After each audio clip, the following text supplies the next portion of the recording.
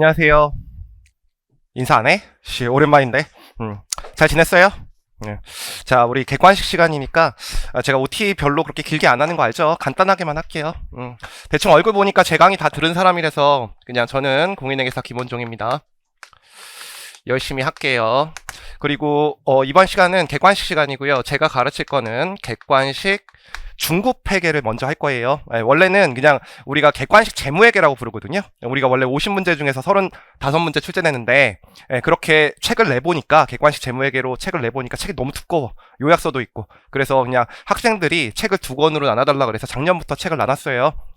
그래서 중급회계부터 먼저 할 거예요. 그래서 이번 시간은 객관식 중급회계 시간이다. 라고 보시면 되고, 그 다음에 OT 잠깐 할 건데 일단 첫 번째 OT는 맨날 똑같은 말 하는 거니까 안 할게. 결석하지 마세요. 우리 기본 강의 때보다 한 1.5배속 정도로 나갑니다. 그렇다고 제가 막 진도를 팍팍팍 나가는 건 아니야. 해줄 거 다 해줘요. 시험에 나왔던 문장 다시 다 밑줄 쳐주고요. 그 다음에 시험에 나왔던 주제들 다시 한번 이론 요약을 하는데 여러분들의 어느 정도는 안다고 생각하고 약간 속도를 빨리 나갈 테니까 결석은 좀 하지 말았으면 좋겠고, 그 다음에 이제 두 번째 복습 방법은 예습하고 이제 수업을 듣고 그 다음에 이제 복습을 하는 건데, 제가 원래 객관식 시간에도 마찬가지로 예습하지 말라 그러거든요. 근데 예습을 안 할 사람이 있고 할 사람이 있거든. 우리가 6개월 동안 기본 강의를 하면서 열심히 기본서를 2회독 이상 한 사람이 있을 거고, 제가 물어봤을 때. 그리고 그렇지 못한 사람도 있죠. 그래서 어떤 학생은 이런 학생이 있을 수도 있어요. 수익 잘 못하고 금융상품 잘 못하고 고급 회계를 잘 못한다. 그런 상태에서 객관식 수업을 들으면 그냥 이론이 없는 상태에서 그냥 왁구만 외우게 되거든. 물론 그래도 붙을 수는 있는데 그러면 복습 시간도 오래 걸리고, 그러니까 자기 성격에 맞게 자기 스타일을 자기가 잘 알 거 아니야. 그래서 만약에 자기가 어떤 단원이 약하다, 예를 들면 리스가 약하다, 그러면 예습을 하는데 예습을 할 때 이 책으로 예습하는 거 아니야. 예습을 할 거면 기본서에 있는 밑줄하고 포인트를 읽고 예제까지 풀고 오는 걸로 해오시면 됩니다. 근데 뭐 지금은 할 필요 없고, 지금 뭐 1, 2장 유일하게 여러분들이 잘하는 단원이니까 이거는 여러분들이 알아서 취사 선택하시면 돼요. 됐죠? 네, 그거 잠깐 말씀드리고, 그래서 웬만하면 예습하지 말라. 할 사람은 하고, 그 다음에 두 번째 복습 방법인데, 자, 요거서 잠깐만 얘기할 게 있는데, 제가 작년부터 좀 책을 바꿨거든요. 원래 제가 필수 문제 리스트를 책에다 안 넣어놨어요. 왜 안 넣어놨냐면 매년 출제 경향 바뀌거든. 그리고 내가 어떻게 알아? 내가 신이야? 근데 다른 책들이 다 그렇게 만드나 봐. 그래서 옛날에는 내가 필수 문제 리스트를 제가 제일 먼저 만들었어요. 책에 옛날에 한 13년 전에. 그랬더니 그 필수 문제를 제외하고 항상 시험 문제 나오는 거야. 교수님들이 그걸 보고 들어간다는 거지. 근데 지금은 써놨다. 그래서 책을 이렇게 나중에 객관식 책을 보시면 제가 기본 문제랑 그 다음에 고급 문제로 이렇게 나눠놨어요. 요 기본 문제는 그냥 여러분들이 시험장에 들어가서 당연히 맞아야 될 기본적인 문제를 넣어놨고요. 고급 문제는 두 가지 중에 하나예요. 내용이 좀 지엽적인 거, 아니면 시간이 좀 많이 걸리는 거. 우리는 시간 제한이 있으니까 그렇게 나눠놨다. 그래서 만약에 초시생이고 그냥 다른 과목이 지금 약하다고 생각하시면 기본 문제는 기본 문제, 고급 문제 전부 다 제가 풀어준 문제만 푸셔도 합격하는 데는 전혀 지장이 없을 거예요. 요게 이제 최소한 권장사항, 아니 기본적으로 여러분들 해야 될 거. 근데 제가 재무회계가 이제 다른 과목들이 80점으로 떨어진 과목들이 두 과목이잖아. 그래서 재무회계는 아직도 150점이니까 가장 중요한 단원이잖아요. 그래서 재무회계는 좀 공부 많이 하겠다 그러면 기본 문제는 전 문제를 푸시고요. 그 다음에 이제 고급 문제는 시험장에서 내가 이거를 제껴야 되는 문제거든요. 거의 대부분의 문제가 시간이 많이 걸리기 때문에. 근데 그냥 제끼면 안 돼요. 내가 풀어봐야지 제끼는 걸 아는 거야. 내가 풀어봐서 5분 걸리니까 시험장에서 안 풀어야 되겠다는 걸 아는 거고, 그 다음에 뭐 1차만 붙으면 어떡할 건데 2차도 공부해야 되잖아. 그러니까 2차와 좀 관련이 있는 문제들이 있거든요. 그리고 이 고급 문제 중에서도 스킬을 알면 그냥 내용은 지엽적인데 시간 안에 풀 수 있는 문제도 있어요. 그래서 제가 풀어준 문제 만 푸셔도 될 거고, 요거는 제가 권장사항입니다. 그래서 여태까지 합격한 학생들은 요렇게 해서 요거를 한 3번 정도 한 학생들은 거의 다 고득점을 맞았습니다. 그래서 요거는 권장사항이고, 그 다음에 제가 이렇게 말할 수는 없잖아요. 여태까지 공부 오래 한 학생들, 장수생이라고 말할 수 없고, 올해 합격이 확실하다고 느끼신 분들은 전 문제를 다 푸셔도 상관없습니다. 이거는 여러분들이 취사 선택하세요. 그래서 요 셋 중에 하나인데 저는 요거 위주로 공부를 하셨으면 좋겠어요. 그리고 만약에 전 문제를 다 풀더라도 이렇게 공부하지 마. 오늘 내가 1, 2장을 나갔어. 그런 다음에 1, 2장의 전 문제를 풀지 말고 전 문제 풀고 제가 풀어준 문제만 풀어. 그리고 안 푼 문제 있잖아. 그럼 내일 공부할 때 그 다음날 공부할 때 그 안 푼 문제를 풀란 말이야. 왜냐면 이 공부는 계속 까먹는단 말이야. 계속 그 단원의 감각을 익혀야 되기 때문에 그냥 처음부터 전체적으로 다 풀려고 하지 말고 그 다음에 이거 복습하고 다른 과목 공부하다가 좀 시간 있을 때 쉬는 시간에 공부하고 그렇게 하세요.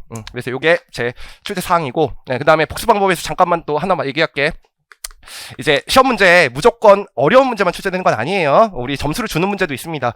그래서 시험 문제가 정부회계, 원가관리회계, 재무회계를 합치면 50문제가 출제되는데 저는 한꺼번에 말할게. 그래서 하난이도 문제와 중난이도 문제와 상난이도 문제가 있는데 이제 기본적으로 시험 문제가 나오면 일반적으로 통계를 보면 하난이도 문제가 한 10문제, 그리고 중난이도 문제가 한 30문제, 상난이도 문제가 한 10문제가 나옵니다. 작년 같은 경우에만 하난이도와 중난이도 문제가 한 48문제 정도 나왔어요. 그냥 작년은 좀 쉬웠어. 아, 작년이 아니구나. 올해구나. 너넨 내년에 시험 보는 거고 올해 시험이. 그러면 평소에 이렇게 나온다면 여러분들이 실제 시험장에서 풀어야 되는 문제는 요거 2개를 풀어야 돼요. 근데 이거 2개도 여러분들이 문제를 읽다 보면은 문제 꼬아 나오는 부분이 있잖아요. 그러니까 여러분 실수할 포인트 그게 1개일까요? 한 4개일까요? 한 4개 나와요. 그 중에서 3개 실수하면 어떻게 되는 거야? 틀리는 거야. 알겠지? 그러니까 이걸 자주 풀어갖고 이 정답률을 한 80% 맞추는 걸 연습하는 거야 일단은. 그러면 48에 32니까 여기서 32문제 맞을 수 있죠. 그 다음에 상문제는 시험장에서 이제 못 푸는 문제도 있어요. 근데 신이 여러분들을 버리지 않는다고 해도 이게 오지선다 객관식이기 때문에 20%는 맞는 거잖아. 제가 좀 욕심을 부려서 한 3문제 맞으면 35문제 요렇게 풀면 기본적으로 합격할 가능성은 있는 거예요. 그래서 시험이 어려우면 한 35문제 정도 맞으면 그냥 합격을 했었어. 근데 작년 같은 경우에 시험이 쉬웠기 때문에 거의 합격자 평균이 120점 정도 나오거든. 올해도 그렇게 나올 수도 있잖아. 그러니까 조금 욕심을 부려서 저는 좀 욕심을 부려서 여러분들이 요 하난이도 문제와 상난이도 문제 한 35문제, 그리고 고급 문제도 제가 많이 풀어줍니다. 상난이도 문제도. 그래서 한 5문제 풀어가지고 한 40문제 정도 풀면 재무회계랑 원가회계, 정부회계 때문에 떨어지는 일은 없을 거야. 그래서 요거 이상으로 맞으면 이제 합격을 하는 거예요. 작년에 우리 학원에서 공부하는 사람 중에서 47개도 있어요. 47개. 나 때문에 떨어진 거 아니야. 3개도. 알겠지? 원가회계 1개 틀리고 정부회계 2개 틀렸단 말이야. 재무회계 거의 다 맞았어요. 1개 틀렸나 다 맞았나 그래요. 자, 어쨌든 그래서 여러분들이 하난이도와 중난이도 문제는 그냥 많이 풀면서 숫자가 바꿔 나왔을 때 맞는 연습을 하시는 거고, 상난이도 문제는 시간이 너무 많이 걸리는 거면 이걸 제껴야겠다는 걸 연습하는 거고요. 그 다음에 지엽적인 문제인데 시간이 적게 걸리는 문제면 스킬을 외워가지고 그 스킬로 빨리 풀 수 있는 연습을 하시면 돼. 됐지? 그 다음에 한 가지만 더 얘기할게. 그래서 작년까지는 내가 이렇게 얘기했거든. 근데 올해 달라지는 게 하나 있죠. 재무회계에서. 뭐가 달라져요? 뭐가 달라져요? 달라지는 거. 10분을 더 줘요. 그래서 제가 작년까지는 뭐라 그랬냐면 여러분들이 신이라고 해도 한 44문제 풀면 시간이 종땡 칠 거다 이렇게 말을 해요. 그래서 44문제 이상 푸는 게 불가능하다고 얘기를 했거든. 근데 지금 10분을 더 줬으니까 여러분들이 10분을 더 준다고 해서 하나에 1분 48초거든 지금. 원래 1분 36초였는데 10분으로 주면은 그러면 1분 48초니까 5문제 더 풀 수 있다. 아니에요. 시간을 더 주면 항상 여태까지 시간을 더 주면 시험 문제가 어렵게 나왔어. 그래서 여러분들이 아마 47문제까지 풀 수 있을 거야. 평소대로 나오면. 그래서 작년보다 달라진 게 47문제를 풀 수 있고, 그래서 재무회계를 잘하는 사람들이 붙을 확률이 작년보다는 높아졌다. 그걸 하나 기억해 주세요. 자, 그게 하나 바뀐 거. 그 다음에 세 번째죠. 출제비죠.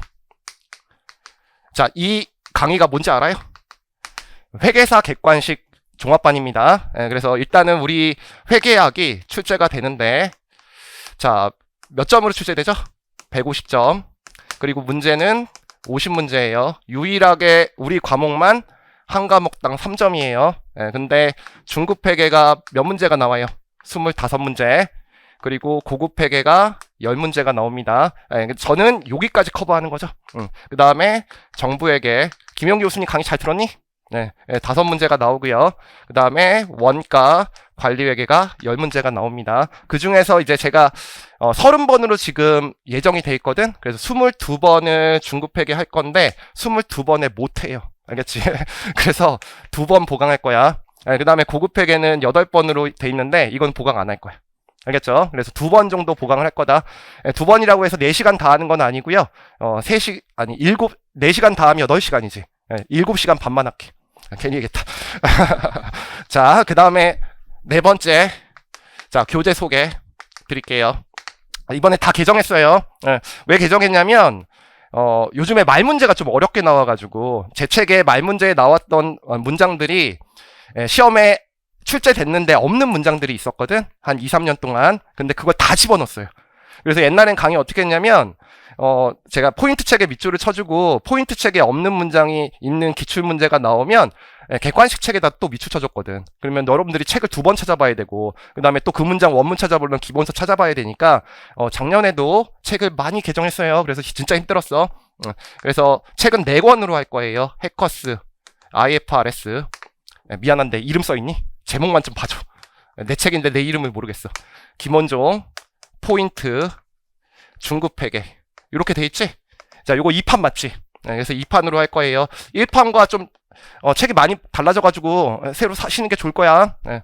자, 그 다음에 해커스, IFRS, 김원종, 포인트, 고급회계도 출간이 됐어요. 그래서 요것도 2판인데, 요거는 그렇게 많이 바뀌진 않았거든요. 책에 지엽적인 문장을 넣어놓긴 넣어놨는데 그렇게 심하게 바뀌진 않아가지고 아마 사지 않으셔도 합격하는 데는 지장이 없을 거예요. 좀 수업 듣기는 불편하겠지만 이건 별로 안 바꿨고 이건 되게 많이 바꿨고, 그 다음에 해커스, IFRS, 김원종, 객관식, 중급회계라고 있고, 이거 3판이지. 그래서 3판. 사실 이게 제가 15판이에요. 그렇죠? 해커스 와가지고 책 바꿔가지고 그런 거고, 그 다음에 고급회계 이렇게 해가지고 3판이고, 책은 다 출간됐습니다. 그래서 지금 객관식 중급회계 시간이니까 요 책과 요 책으로 강의할 거고, 요거 24번 다 해갖고 끝나면 이제 고급회계 책은 그때 가져오시면 돼. 알겠죠? 그래서 요 책으로 할 거다. 자꾸 책 사지 말라고 그러는데 여러분들 한 문장 때문에 떨어져요. 그게 여러분들 이 공부를 다시 한번 해보잖아. 다시 한번 해볼 때 돈이 드는 게 한 200만 원, 300만 원 든단 말이야. 밥값까지 하면은 거의 1년 더 공부하면 600만 원에서 1000만 원 정도 드는데, 맞잖아. 근데 이 책에 새롭게 나오는 문장이 만약에 기출돼가지고 그거 한 문장 때문에 떨어지면, 그러니까 내가 자주 개정하는 거 아니잖아. 2년에 한 번씩 개정하니까 그냥 새로운 책으로 공부하는 거 저는 추천드려요. 괜히 그 한 문장 때문에 떨어지지 말고. 그 다음에 5번째 수업 방법인데요. 제 책이 원래 기본서로는 어떻게 돼 있죠? 3권으로 돼 있죠. 중급회계 상이라는 게 있고요. 제 책 기준으로 객관식 책으로 1단원부터 12단원까지예요. 그리고 중급회계 하가 있고요. 그 다음에 이제 고급회계가 있는데 제가 강의하는 방법이 달라. 중급회계 상은 가장 대표적인 단원이 재고자산이잖아. 그럼 재고자산은 시험 문제 나올 때 재고자산의 포함 항목의 결정, 그리고 소매제고법, 감모손실과 평가손실, 매출총이익률법, 그 다음에 기준서 문장, 이렇게 해가지고 주제별로 나와. 그러니까 전체적인 내용을 다 모르더라도 주제별로 공부하면 내가 4개 알고 1개 모른다. 그러면 그 1개 모를 때가 나올 때만 틀리는 거고 나머지는 다 맞는 거죠. 그러니까 이거는 강의할 때 제가 일단 주제별로 이론 요약을 하고 그 다음에 관련된 문제를 풀어줍니다. 알겠죠? 그러니까 이론 요약을 하고 그 단원과 관련된 문제 풀어주고 이런 식으로 해요. 근데 여러분들이 중급회계 하단원을 어려워하는 이유가, 예를 들면 법인세 회계인데 저는 법인세 회계를 어떻게 가르쳐요? 4단계로 가르쳐주죠. 세법상 납부할 법인세 구하시고, 이연법인세 자산부채 구하시고, 대차차액 법인세 비용 구하신 다음에 자본에 가감하는 법인세를 구하는데, 거기에 주의사항이 각 단계마다 11가지 주의사항이 있거든. 그 11가지 주의사항 중에서 대차차액 하나 틀리면 틀리기 때문에 여러분들이 공부할 땐 이게 어려운 거죠. 그래서 이거는 어떻게 하느냐, 전 단원을 이론 요약합니다. 그런 다음에 관련 문제를 한꺼번에 풀어줄 거예요. 알겠죠? 근데 여러분들이 생각하기에, 그래서 내가 이제 지나가면서 계속 여러분들 물어보잖아. 고급회계, 중급회계 하, 중급회계 상 중에서 뭐가 제일 어렵냐? 그러면 중급회계 하가 제일 어렵다고 해요. 왜냐면 뭐 하나 틀리면 대차 차익으로 다 틀리니까. 그러나 시험 문제는 달라. 왜 시험 문제는 다르냐면 고급회계랑 중급회계 하는 학교 교수님들이 그렇게 강의 많이 안 하셔요. 그리고 중급회계 상은 강의를 하셔. 그러니까 중급회계 상은 학교 교수님들이 많이 알아. 그러니까 어떻게 해? 문제를 어렵게 내요. 그러니까 여러분들 시험에 이거는 항상 듣도 보도 못한 문제가 나와요. 새롭게. 근데 이쪽은 어떤 문제가 나온다? 전형적인 문제가 나와. 뭔지 알겠지? 그러니까 이번에 이걸 넘겨야 돼요. 합격을 하려면. 알겠지? 그래서 이렇게 강의를 진행할 거예요. 자, 그 다음에 칠판 지우면서, 자, 여러분들, 이번 책이, 작년부터 제가 바꿨는데, 우리 일단은 요 해커스 IFRS 객관식 중급회계 책을 잠깐 첫 번째 페이지를 펴볼래? 또 얼굴 나오니? 원판 진상 넘겨. 자, 그 다음에 이 책의 저자, 보지 마. 그 다음에 머릿말, 안 봐도 되겠지? 시험에 안 나오잖아. 시험에 안 나오는 걸 왜 보고 있어? 그 다음에 한 장 넘기시면 목차가 있고요. 목차도 볼 필요 없고요. 그 다음에 그 다음 페이지 6페이지를 보시면 거기서부터가 중요한 거예요. 회계사, 세무사, 1차 시험 문제, 출제 현황 분석이 있죠. 그러니까 여러분들이 공부를 할 때 어떤 단원을 몇 번 봐야 되고 어떤 단원을 좀 적게 봐야 되는지를 출제 경향으로 파악할 수 있어요. 항상 이 형태랑 비슷하게 나옵니다. 자, 최근 한 5개년치 적어놨지? 그러면 체크만 좀 해볼게. 내가 어떻게 체크할 거냐면 시험에 잘 안 나올 거는 이렇게 표시할 거야. 근데 안 보지는 마. 가능성이 낮다는 거야. 그러니까 이거는 1회독만 하라고. 그리고 그냥 평소에 가져가야 되는 건 요거. 그러니까 이거는 뭐냐면 1년에 한 번 나오는 거. 그 다음에 이렇게 표시하는 게 있을까? 별표 2개. 이거는 뭐냐면 2문제 이상 나오는 거. 알겠지? 예. 그래서 단원별로 체크를 할 거야. 자, 1단원, 재무회계 일반론. 오늘 한 번 보고 보지 마세요. 시험에 나오면 내 손에 장을 지져요. 그러니까 오늘 딱 한 번만 보는 거야. 그 다음에 재무보고를 위한 개념체계. 자, 요거는 별표를 2개 쳐놔요. 왜 2개 쳐놓으면 작년에 1개였거든? 요즘에 재무보고를 위한 개념체계에서 계속 2문제가 나오네. 예, 최근에. 그러니까 요거는 그 다음에 재무제표 표시라고 있죠? 예, 1개. 그냥 평소에는 한 문제 나온다. 그 다음에 현금 및 현금성 자산의 공시될 항목, 그 다음에 은행계정 조정표. 우리 시험에 잘 안 나와. 그래서 저는 한두 시간에 되게 빠르게 나가고 끝낼 거예요. 네. 그 다음에 재고자산 있죠? 재고자산은 2문제 나옵니다. 중요 단원.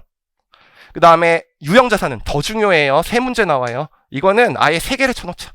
아예 3문제가 나오니까. 그 다음에 무형자산과 투자부동산은 보통 말문제가 나오죠? 네, 근데 가져가야 돼요. 둘이 번갈아 가면서 한 문제씩 나오는데, 네. 쉬운 단원이니까 가져가는 거야. 네. 그 다음에 자산손상과 매각예정 비유동자산은 원래 다른 책 같은 경우는 어디에 있는 거야? 고급회계에 있는 거야. 왜냐면 영어권 먼저 까는 거잖아. 그러니까 요거는 고급회계인데 좀 가능성이 낮다. 자주 나오는 단어는 아니고. 금융부채는 중요합니다. 사채 상환과 금융자산 안 했어? 다시 금융자산이 3개. 2개. 그 다음에 자산손상 1개. 그 다음에 금융부채 2개. 이거 중요하고요. 그 다음에 충당부채지? 충당부채는 그냥 말문제만 한 문제. 이렇게 가져가시면 돼. 됐죠? 그러면 저 개인적인 생각은 요 단원 1단원과 4단원은 딱 한 번만 보는 거야. 2번도 보지 말고. 그 다음에 나머지들은 3회독을 하는데 3회독을 할 때 뭐하고? 재무보고를 위한 개념체계. 재고자산, 유형자산, 금융자산, 금융부채는 3회독보다 한 번 더 봐라. 알겠지? 2문제씩 나오니까. 그 다음에 중급회계 하에 출제 비중은 자본 시작할 때 할게. 알겠지? 자, 그러면 OT는 끝. 자, 그 다음에 1장 잠깐 볼게요. 사실 세무사 강의할 때는 1장 강의 안 하거든요. 근데 여러분들은 기출문제가 2개가 있어요. 됐지? 처음부터 끝까지 다 할 건 아니고요. 기출문제를 풀 정도만 표시할 거고 여러분들은 그냥 한 번은 읽어보세요. 그래도 다시 한번 말씀드리는데 제가 중요 문장을 파란색으로 다 밑줄 쳐줬는데 한 번 더 밑줄 쳐줄 거라고 이번에. 그리고 말문제 꼬아 나오는 거 다 동그라미 쳐놓을 거거든. 말문제 나오는 단어는. 그러더라도 밑줄 안 쳐놓은 것도 시험에 나오니까 읽어보세요. 자, 첫 번째 재무회계의 의의라고 해서 1-2페이지에 포인트가 나와 있거든. 회계의 정의, 전 관심 없어요. 재무보고도 관심 없어요. 회계정보 이용자에 하나, 둘, 셋, 넷, 5개의 표가 있죠. 그 중에서 1번은 봐야 돼. 왜 봐야 되냐면 2장에 관련된 문장이 있어요. 그러니까 2장 때문에 보는 거야. 그러면 회계정보 이용자에 현재 및 잠재적 투자자, 대여자와 그 밖의 채권자가 있죠. 근데 그림을 먼저 볼게. 자, 그림, 밑에 그림 있지? 자, 투자자, 대여자, 그 밖의 채권자의 재무상태표가 있는데 옛날에는 이걸 뭐라고 불렀냐면 투자자와 채권자 또는 주주와 채권자라고 불렀다고. 근데 용어가 바뀌었어. 투자자와 그 다음에 대여자와 그 밖의 채권자로. 왜 바뀌었냐면 부채가 있는데 내가 부채를 할 때 타인에게 돈을 빌려서 발생한 부채를 뭐라 그래? 차입금이라고 하죠. 그럼 반대편에 이 사람들이 이용하는 사람들이 재무정보 이용자인데 이 사람들은 돈을 대여한 사람이지. 그래서 이 사람들을 뭐라고 부른다? 대여자. 근데 돈을 대여하지 않고도 자금을 빌려주는 사람이 있죠. 외상으로 물건을 구입했을 때 상품을 외상으로 구입하면 매입 채무, 그 다음에 상품 이외의 자산을 외상으로 구입하면 미지급금인데 이 사람들은 돈을 대여한 건 아닌데 기타 형태의 신용을 제공한 거지. 그러면 이 사람들이 돈을 받을 수 있는지 재무상태표 봐야 될 거 아니야. 그리고 옛날에는 채권자를 채무상품에 투자한 사람은 채권자라고 불렀다고. 근데 용어가 바뀐 거야. 채무상품에도 투자할 수 있고 지분상품에도 투자할 수 있지. 그래서 채무상품과 지분상품을 매수, 보유, 매도하는지 재무상태표를 보는 사람들을 합쳐서 투자자라고 했다고. 그래서 요 용어를 보시면 돼. 그러면 대여자는 뭐 할 때 재무상태표 보는 거야? 대여 의사결정을 할 때. 그 다음에 그 밖에 채권자는 기타 형태의 신용을 제공할 때. 그럼 투자자, 채무상품과 지분상품에 투자한 사람은 이 채권이나 주식을 매수, 보유, 매도할 때 재무상태표를 보겠죠? 요걸 좀 알아야 돼요. 그래서 다시 위에 이제 밑줄 쳐볼게.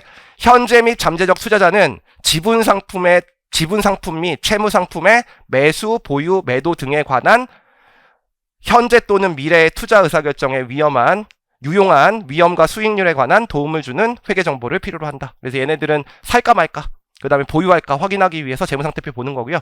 그 다음에 대여자, 현재 및 잠재적 대여자, 뭐 할 때? 대여 의사결정을 할 때. 그거랑 연결되는 거지.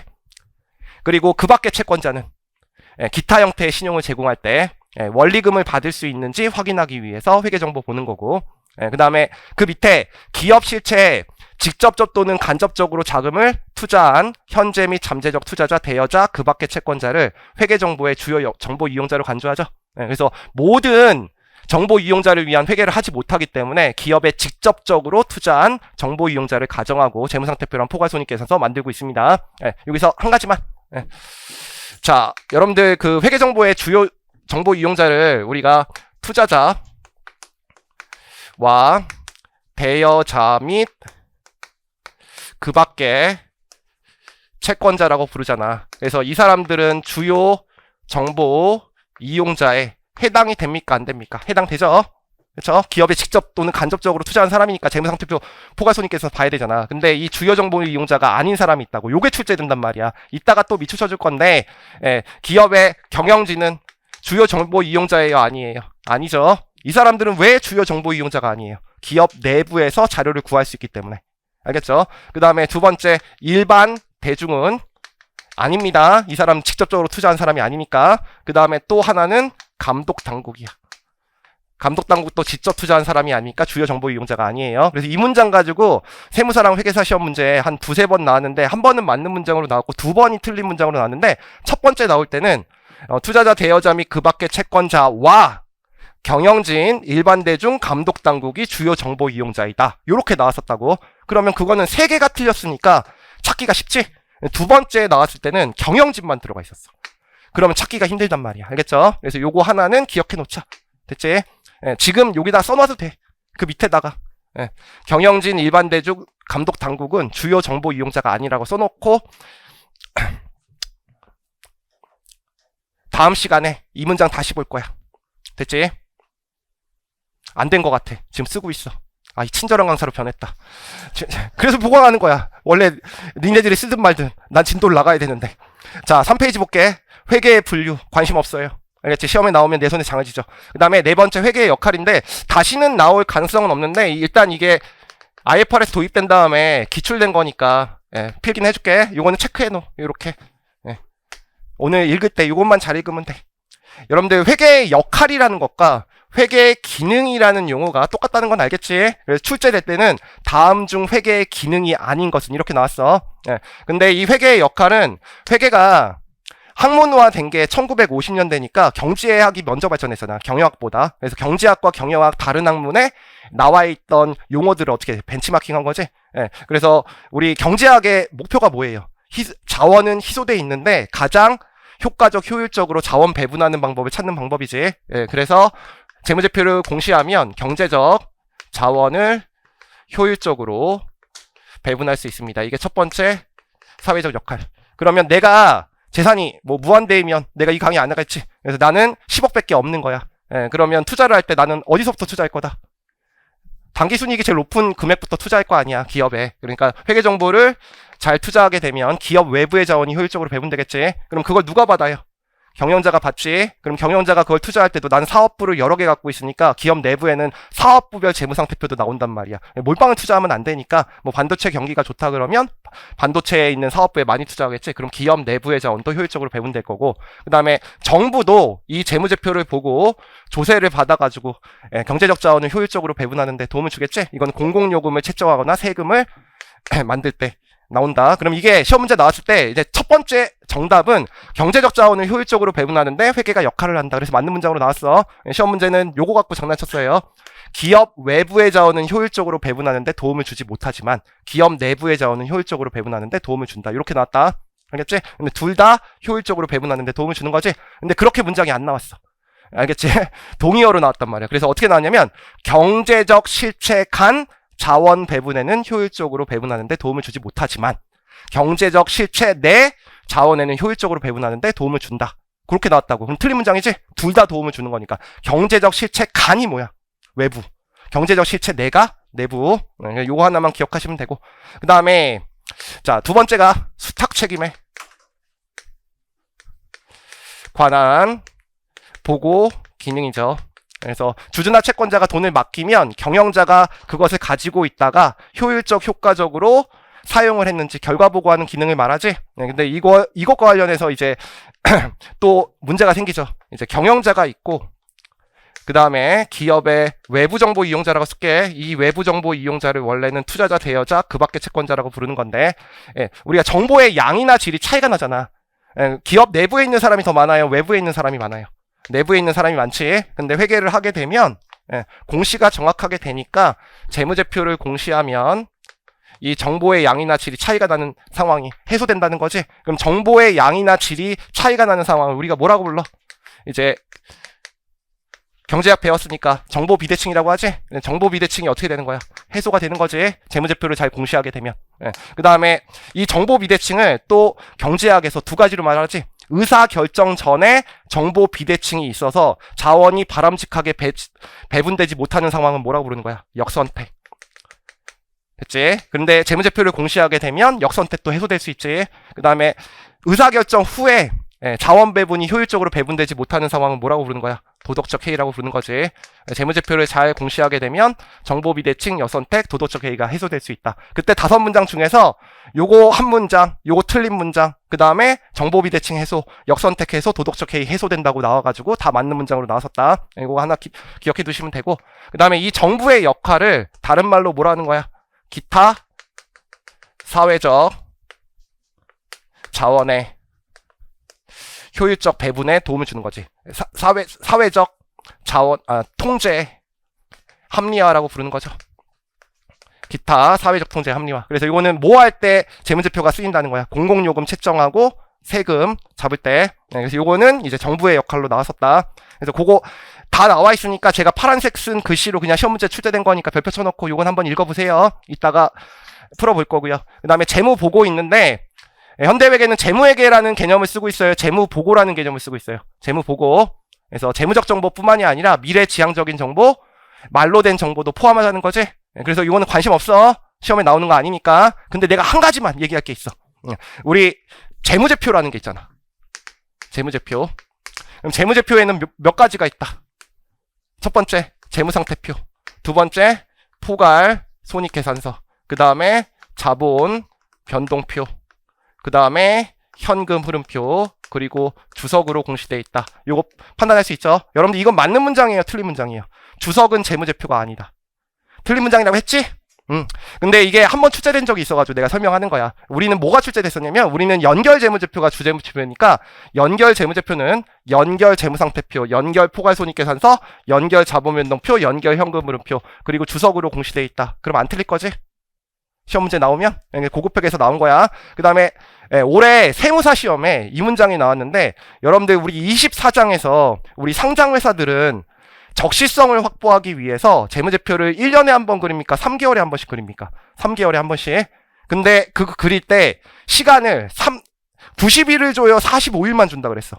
45일. 그래서 재무제표를 만들 때 추정이 많이 들어간다 그랬지. 그래서 앞에 뭐가 붙어? 요약. 그래서 중간 재무보고는 요약 재무상태표, 요약 포괄손익계산서, 요약 자본면동표, 요약 현금흐름표로 구성되어 있다. 그럼 맞는 말이야, 틀린 말이야? 틀린 말이야. 알겠지? 주석이 빠져 있었어. 그래서 그 주석으로 시험 문제 냈단 말이야. 그래서 그거 하나 기억하시고, 그 다음에 한 가지 내가 이것 때문에 설명하는 건데, 자, 우리 포괄손익계산서가 왜 손익계산서가 아니라 포괄자가 붙었다 그랬어? 배당할 수 있는 당기순이익 말고 배당할 수 없는 미시전 손익을 포함하기 때문에 총 포괄손익 개념을 채택했기 때문에 포괄손익계산서라고 불렀지. 근데 이거 동의어로 출제될 수 있단 말이야. 그래서 다른 말로 뭐라고 불러도 된다 그랬어?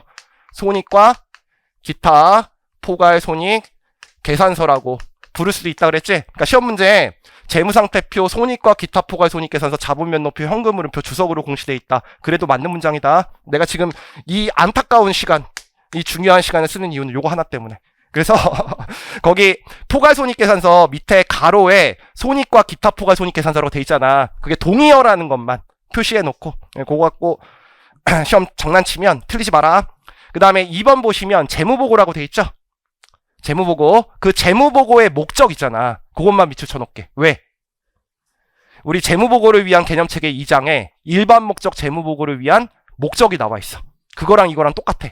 재무보고의 목적은 현재 및 잠재적 투자자, 대여자와 그 밖의 채권자가 기업의 자원을 제공하는 것에 대한 의사결정을 할 때, 이게 뭐야? 투자 의사결정을 할 때 유용한 보고기업에 재무정보를 제공하는 것. 그러면 그 재무정보를 제공하는 수단이 뭐가 되는 거야? 재무제표. 됐지? 넘어갈게. 근데 시험에 안 나오는데 왜 현재만 있는 게 아니라 잠재적이라는 말이 들어간 거죠? 지금 현재 주식을 가지고 있는 사람이 매수하거나 매도할 때도 재무제표 봐야 되지만 여러분들이 주식을 새롭게 구입하는 사람도 재무제표 봐야 되기 때문이지. 잠재적이란 말. 넘어갈게. 그리고 나머지는 그냥 혼자 읽어보시면 시험에 안 나올 거고요. 그래도 읽어는 보세요. 회계 실력을 높이기 위해서. 그 다음에 5페이지에 보시면 회계 원칙과 국제회계 기준이라는 게 있거든. 회계 원칙은 뭐죠? 거래를 재무제표에 보고하는 방법입니다. 난 관심 없어요. 회계 원칙의 특징도 그냥 심심할 때 읽어보세요. 한 장 넘겨볼게. 자, 회계 기준의 제정 방법이 있어. 두 가지 방법이 있죠. 연역법과 귀납법. 요건 잠깐만 설명할게. 자, 옛날에는 무슨 법을 주로 썼어? 귀납법. 그래서 장부를 작성하는 여러 가지 방법들이 실무에 존재했는데 그 중에서 가장 뛰어난 방법을 채택한 거지. 그래서 우리가 이탈리아의 수학자가 만든 복식부기의 원리를 채택한 거란 말이야. 근데 현대 회계에서는 1950년대에 경영학에 들어오면서 학문으로 만들어야 될 거 아니야. 그러니까 지금은 주로 무슨 방법을 쓰는 거야? 연역법을 쓰는 거야. 그러면 회계 이론을 만들어 놓고 그 이론에서 회계 원칙을 만들고 있지. 그 회계 이론이 뭘까요? 다 똑같아요. 정보 이용자에게 유용한 정보를 제공하는 방법으로 지금 회계 원칙 다 만들어 놓은 거란 말이야. 그러면 그 회계 이론을 배워야 되는데 그 회계 이론이 뭔 거야? 재무 보고를 위한 개념 체계. 알겠지? 그러니까 재무 보고를 위한 개념 체계가 있어야지. 요게 이론 체계니까 요걸 통해서 이제 갭을 만들 수 있는 거지, 회계 원칙을. 그래서 요게 시험 문제 나온다고. 그래서 2장이 중요한 거라고. 현대회계가 연역법을 채택하기 때문에. 요즘에 요게 두 문제 나오니까, 한 문제나 두 문제 나오니까 이건 잘 봐야 돼. 그 다음에 자, 국제회계 기준이 언제 도입됐죠?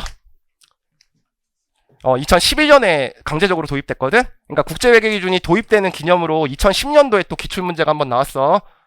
그래서 KIFRS, 다른 말로 국제회계 기준의 특징이 있거든. 요거는 시험 문제 나왔던 거니까 제가 필기해 줄게. 6페이지에 4번이야. 4번에 1번, 2번, 3번, 4번이 이렇게 돼 있는데 키워드에만 밑줄 치면 돼. 자, 요것과 요것이 기출됐어요. 그 문제에서. 됐지? 자, 옛날에는 어떻게 했다고? 미국 기준 따로 만들고 한국 기준 따로 만들고 중국 기준 따로 만들었어. 그래서 한 가지 방법만 재무제표를 작성하라고 했다고. 그래서 내가 공부할 때는 유형자산의 원가 모형밖에 없었다고. 그 방법을 뭐라 그러는 거야? 이 방법만 따라라. 규칙 중심. 근데 각 나라의 상법이 다르기 때문에 이렇게 만들어 놓으면 상법과 배치될 수 있지? 그래서 다양한 회계 처리 방법을 인정하는 방법을 원칙 중심 회계 처리 방법이라고 하고, KIFRS는 규칙 중심이 아니라 원칙 중심의 방법을 채택하고 있어. 그럼 질문 한번 해볼게. 원칙 중심을 채택했다는 거는 기업의 회계 담당자가 뭐 해야 돼? 원가 모형을 쓸지 재평가 모형을 쓸지 선택해야 되지. 그럼 뭐가 들어가는 거야? 판단. 그래서 뭐를 중시한다? 전문가적인 판단을 중시합니다. 그럼 다양한 회계 처리 방법을 인정하게 되면 어떤 문제가 생겨? 자, 기간별 비교 가능성이 있고 기업 간 비교 가능성이 있는데, 자, LG전자는 재평가 모형 쓰고 삼성전자는 원가 모형 쓰면 기업 간 비교 가능성은 어떻게 돼요? 떨어지죠? 그래서 IFRS는 기업 간 비교 가능성은 떨어지는데 한 번 채택한 기준을 계속적으로 사용하기 때문에 기간별 비교 가능성에 초점을 맞추고 있습니다. 여기까지는 출제 안 됐는데 혹시 몰라서 설명드린 거고, 그 다음에 현대회계는 BS 중심의 사고예요? IS 중심의 사고예요? BS. 자산부채를 가능하면 뭘로 측정하라고 하고 있어? 공정가치 중심의 사고죠. 그래서 유형자산의 원가 모형이 아니라 유형자산의 재평가 모형, 투자부동산의 공정가치 모형이 추가됐다. 공정가치 평가를 중시한다는 거야. 이건 안 나왔고요.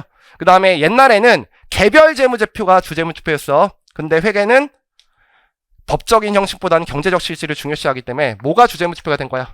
연결 재무제표가 주재무제표로 바뀌었습니다. 이것도 뭐 시험에는 안 나왔는데 제가 공부할 때는 고급회계, 그래서 이게 보조재무제표여갖고 3문제밖에 안 나왔거든 1차 시험에. 물론 저 때는 40문제 출제됐거든. 재무회계 전체가 25문제였는데 근데 지금은 연결 재무제표가 중요하기 때문에 고급회계가 10문제 나오는 거야. 여러분들 1차 시험이나 2차 시험을 빨리 붙으려면 사실 중급회계는 실력이 거의 비슷해요.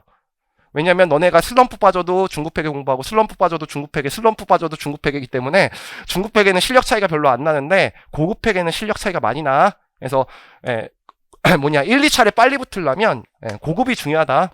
그거 하나 말해놓고, 그 다음에 자, 회계 원칙을 통일화시키면 국제적인 정합성이 제고가 되죠. 이게 무슨 말이야? 국제적으로 회계 원칙이 통일화된다는 말이야. 그러면 뭐가 최소화된다? 회계 비용이 최소화되는 장점이 있습니다. 그래서 옛날에는 어떻게 했다고? 한국과 미국의 공동 상장된 기업 같은 경우에는 감사를 2번 받아야 돼. 한국 기준으로 다시 받고 미국 기준으로 다시 받아야 돼. 근데 그거 서로 다른 거 차대면 똑같기 때문에 회계 기준 차이 나는 거 10개도 안 되는데 옛날에 막 삼성전자 같은데 5억 받고 그랬어요. LG화학도 2억 받고. 근데 지금은 이제 영어 잘하는 한테 그냥 번역만 시키면 되는 거지.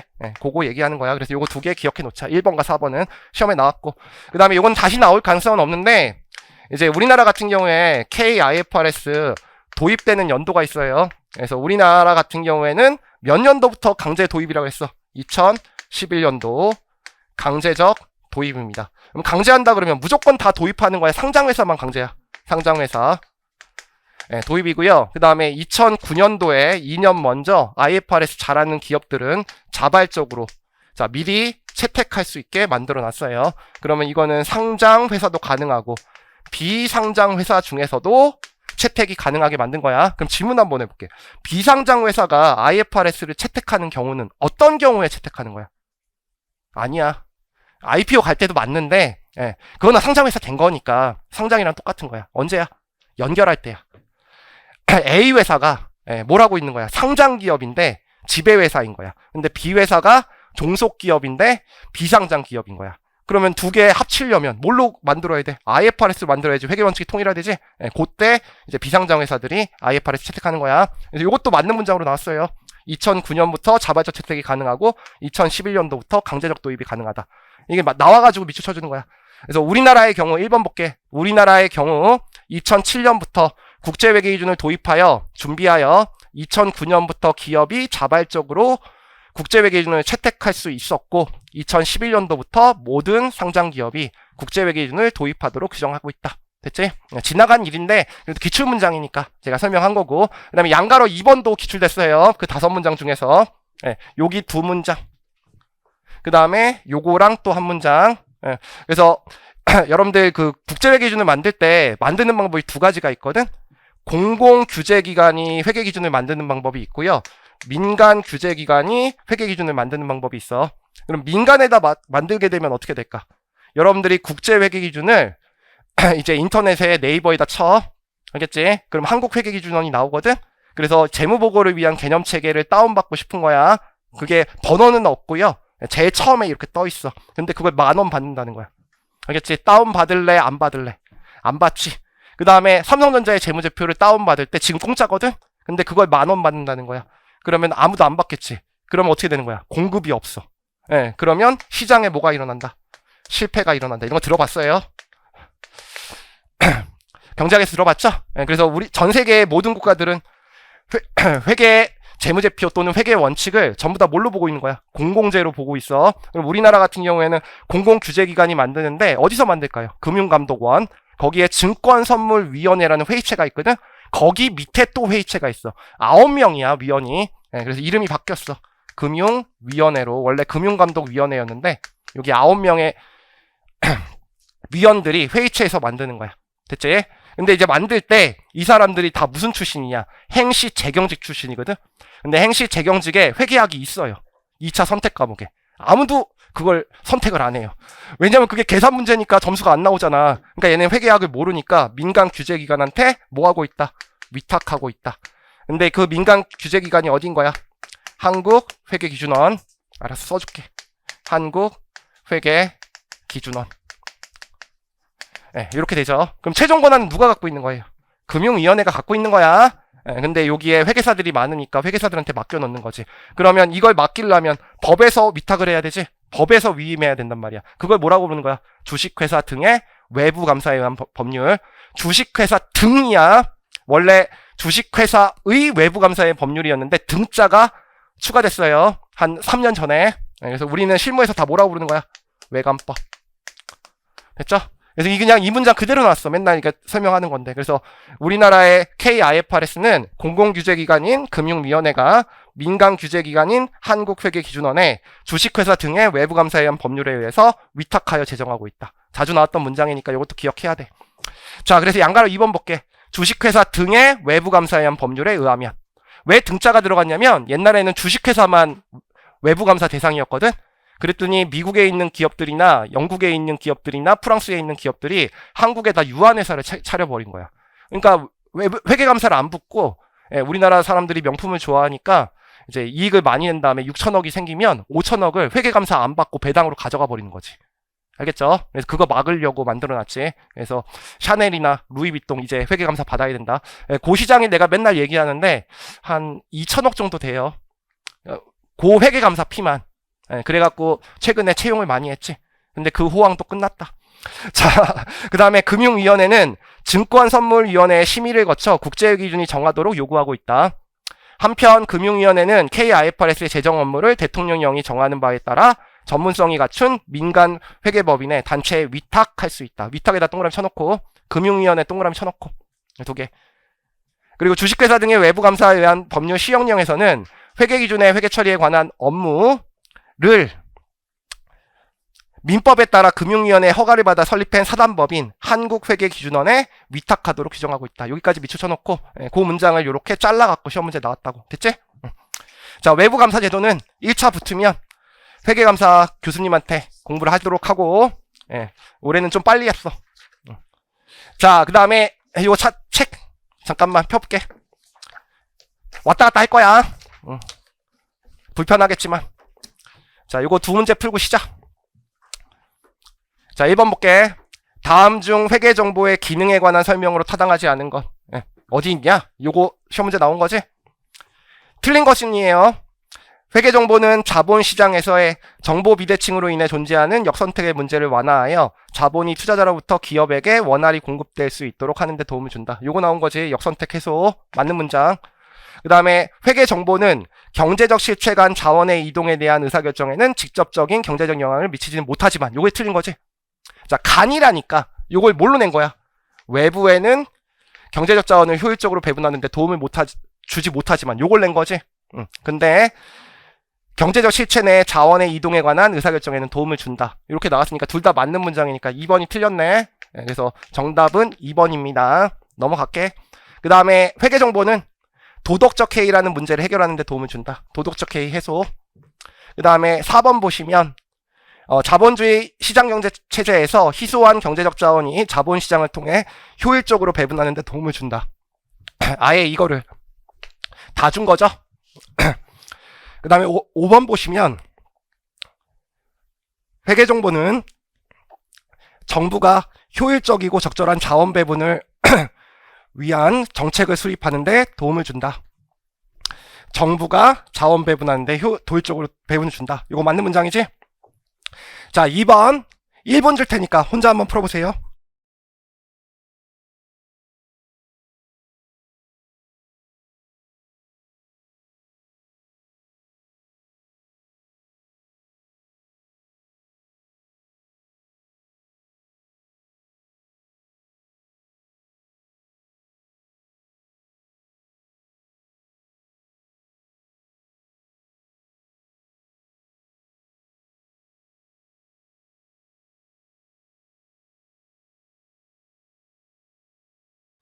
2번 보시면 다음 중 한국 채택 국제기준에 대한 설명으로 타당하지 않은 것이라고 되어 있고요. 1번 국제적으로 통용되는 회계기준을 채택함으로써 회계정보의 신뢰성을 향상시키고 다른 나라부터 자금 조달이 용이해지는 차입 원가를 절감할 수 있다라고 돼 있지. 그래서 뭐 나온 거야? 요거 나온 거지? 국제적인 정합성이 제고돼서 회계 비용을 최소화할 수 있다. 요거 맞는 문장. 그리고 한국 채택 국제회계기준은 회계 처리에 대해서 구체적인 회계 처리 방법을 제시하기보다는 전문가적인 판단을 중시하는 접근법을 쓰고 있다. 그러니까 규칙 중심이 아니라 원칙 중심이라는 거지. 요거 두 문장 나온 거네. 그래서 1, 2번은 맞는 문장이고 3번은 조금 이따 할게. 4번 볼게. 한국 채택 국제회계기준은 2011년도부터 모든 주권 상장법인이 의무적으로 적용하되 요거죠. 상장법인은 강제적 도입, 그리고 원하는 기업은 2009년도부터 조기 적용하고 있다. 그 문장 그대로 나온 거고, 그 다음에 한국채택 국제회계기준은 국제회계기준위원회에서 공표한 국제회계기준을 기초로 한국회계기준원에서 제정하고 있다. 얘가 제정하고 있지. 근데 금융위원회에 보고돼서 공표된 것이다. 요거 말하는 거지. 그래서 제가 지금 읽어준 거는 다 맞는 문장이고요. 3번은 책에 없는 문장인데 그냥 교수님이 창출하셔갖고 시험 문제 낸 거야. 알겠지? 그럼 지금 여러분들이 공부한 걸로 이 문제를 풀 수 있다, 못 푼다. 사실 풀 수는 있어요. 뭘 잘한다면. 고급 회계를 잘한다면 저 잠깐 봐야 돼. 자, 고급 회계가 뭐라 그랬지? 예, 가장 대표적인 게 연결 재무제표. 그럼 A 회사와 B 회사가 있는데 A 회사가 B 회사의 지분을 과반수 갖고 있을 때 저는 그냥 50%에서 한 주 이상 갖고 있으면 법적으로는 독립된 시체지만 회계는 법적 인형시보다는 경제적 실질을 중요시하기 때문에 두 회사를 같은 회사로 가정하고 연결 재무제표를 만든다 그랬어. 근데 이 연결 재무제표의 기준서 첫 번째로 나왔을 때는 요 B 회사를 만들 때 요 A 기업을 뭐라고 부르니? 그냥 한번 물어본 거야. 지배기업. 너 지배당해 나한테. 자, 그 다음에 이 기업을 종속기업이라고 부른단 말이야. 근데 옛날에는 이 종속기업에 매각예정 비유동자산으로 분류되는 종속기업은 제외하고 한명회사랑 합자회사는 제외하라고 했단 말이야. IFRS 도입되기 전에는. 근데 지금은 종속기업이 있으면 다 연결해야 돼요? 아니면 빠지는 게 있어? 없다고, 빠지는 게. 그래서 내가 모든 종속기업은 연결한다 그랬지? 그래서 무조건 연결을 해야 된단 말이야. 모든. 이걸 어디서 배우는 거야? 고급 회계에서. 알겠어? 뭐라고 돼 있냐면 한국채택 국제회계기준의 연결 범위에는 주식회사 등의 외부 감사에 의한 외부 감사 대상이 아닌 소규모 회사는 포함하지 않는다. 그런 규정이 있어요, 없어요? 없어요. 그래서 무조건 다 연결해야 되는 거야. 됐지? 그러니까 정답은 몇 번이다? 3번이다. 됐지? 이거는 고급 회계에서 나오는 거야. 됐죠? 자, 다시 한번 얘기하는데요. 제가 드릴 말씀이 딱 하나예요. 자, 1장은 지금 내가 공부하는 거 제외하고는 시험 문제 안 나오니까 딱 한 번만 보는 거야. 알겠지? 이해독 하지 마. 알겠지? 두 번째 볼 때부터는 2장부터 보는 거야. 자, 그 다음에 책이 바뀐 거 잠깐만 볼게. 옛날에는 어떻게 했냐면, 요 책에 객관식 재무회계 봐봐. 내가 기본 강의할 때 주제별로 써주죠. 출제될 거. 근데 그거 써주는 시간이 4시간 걸리더라고. 알겠지? 그래서 작년부터 출제 범위를 써놨어. 됐지? 그 다음에 옛날에는 어떻게 했냐면 내가 풀어준 문제는 동그라미 치고 내가 풀어주지 않은 문제는 체크 안 하고 그게 필수 문제라고 했었거든? 그랬더니 그것도 시간이 많이 걸려. 아니, 동그라미 치는데 뭐가 그렇게 시간이 많이 걸려. 알겠지? 그래서 필수 문제 리스트를 다 만들어 놨어. 됐지? 여러분들 처음 공부할 때는요, 웬만하면 기본 문제 다 풀고요, 고급 문제는 풀어준 문제만 푸세요. 근데 맨 마지막으로 갈수록 어떻게 해야 돼? 공부 범위를 줄여야 돼. 다른 과목 같이 가져가야 되니까. 그때는 필수 문제 리스트로 공부하셔도 될 거다. 처음 공부할 때는 말고 3회독 할 때. 됐지? 그 다음에 이거 먼저 하고 쉴게. 이 재무보고를 위한 개념책에 중요도가 있잖아. 여기 딱 보시면 일반 목적 재무보고의 목적과 질적 특성, 그리고 측정, 자본 및 자본 유지 개념이 중요하다는 거 알겠지? 알겠지? 그러니까 주제별로 얘기할 때 1번과 2번과 5번과 6번이 중요하단 말이야. 알겠지? 가장 중요한 건 질적수성이야. 거의 출제의 한 75%는 질적수성이 되고요. 두 번째 중요한 게 일반 목적 재무보고의 목적과 자본 및 자본 유지 개념. 됐지? 그리고 네 번째로 중요한 게 그 측정이야, 측정. 됐지? 그래서 그것들을 이제 위주로 공부할 거다. 그리고 책은 포인트 책 2-2페이지를 펴놓고 10분간 휴식한 다음에 할게요.